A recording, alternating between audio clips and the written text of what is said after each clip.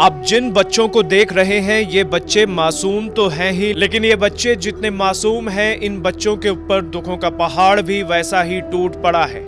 इन बच्चों में मात्र 9 साल से लेकर 4 साल तक के 2 भाई और 2 बहनें हैं। 3 साल पहले ही इन बच्चों की मां किसी काम से घर से बाहर गई थी, जो फिर कभी वापस नहीं आई, जिसके बाद इन बच्चों के मजदूर पिता सुरेंद्र मिश्र ने अकेले ही बच्चों का पालन पोषण किया। लॉकडाउन में सुरेंद्र को काम नहीं मिल रहा था, गरीबी ऐसी कि भूख मिटाने को रोटी नहीं, जिस वजह से सुरेंद्र बीमार रहने लगे और अचानक 23 मई को सुरेंद्र मिश्र की मौत हो गई। पिता की मौत के बाद ये बच्चे अनाथ हो चुके थे। इनके सिर से माँ बाप दोनों का साया उठ चुका है।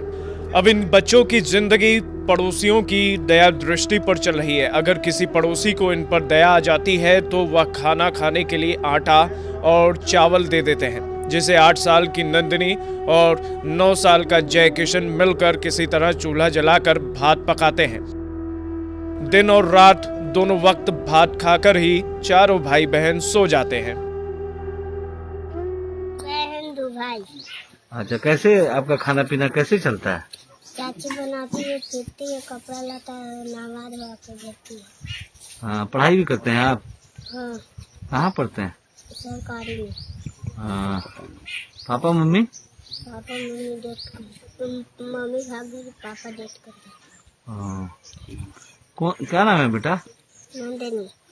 पापा का नाम? पापा का नाम सुरेंद्र। पिता थे तो 4 में से 2 बच्चे जय कृष्ण और नंदिनी स्कूल भी जाते थे, लेकिन गांव में स्कूल भी बंद है और पिता की मौत के बाद अब लगता भी नहीं कि ये बच्चे दोबारा स्कूल जा पाएंगे।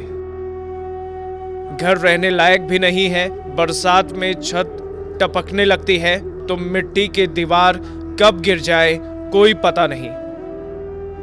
बिन माँ बाप के इन बच्चों पर क्या बीत रही है ये कोई नहीं जानता। पापा मम्मी के बारे में बताइए। पापा मम्मी क्या? पापा डेट कर गए। क्या भाई? कैसे, कितने भाई बहन हैं आप? 2 भाई 2 बहन।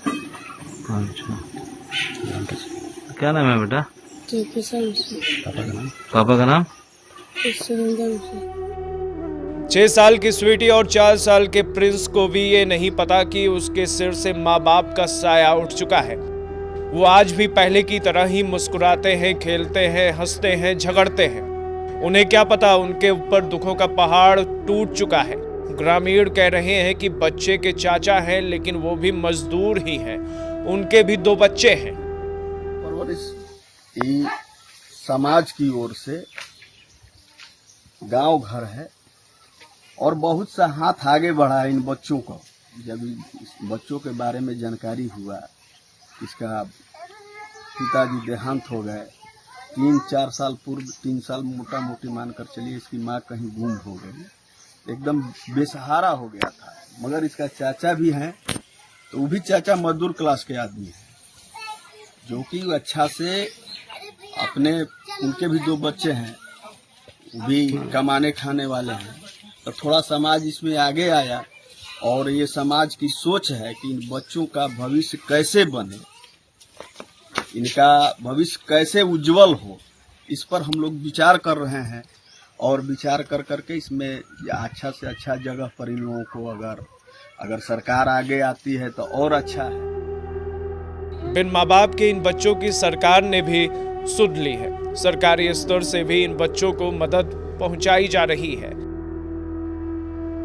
इसमें सभी जगह से जो हमें प्रतिवेदन प्राप्त हुए हैं, उसमें मुख्यमंत्री सचिवालय से प्रधान सचिव सर ने भी फोन किया था, ताल्लुक में हम लोग दिखवाए थे। तो उनको हम लोग विभिन्न स्कीमों से जो पहले से भी आच्छादित हैं और नए सिरे से जो इस उनके फादर की डेथ के बाद उनको परवरिश योजना तथा स्पॉन्सरशिप स्कीम के तहत भी आच्छादित कर रहे हैं, जिससे उस फैमिली को पर मंथ मिनिमम 6000 के आसपास भी एडिशनल बेनिफिट उनको सहायता मिलेगी, जो उनके चाचा हैं उनकी परवरिश करने के लिए।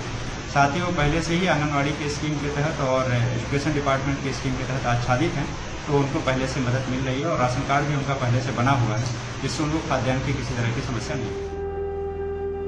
जरूरत है इन बच्चों को हर तरह से मदद पहुंचाने की, ताकि इनका भविष्य संवारा जा सके, जिसके लिए समाज और सरकार सभी को आगे आना होगा। कल के भविष्य को मजबूत बनाना होगा। सासाराम से मनोज कुमार सिंह, बिहार तक।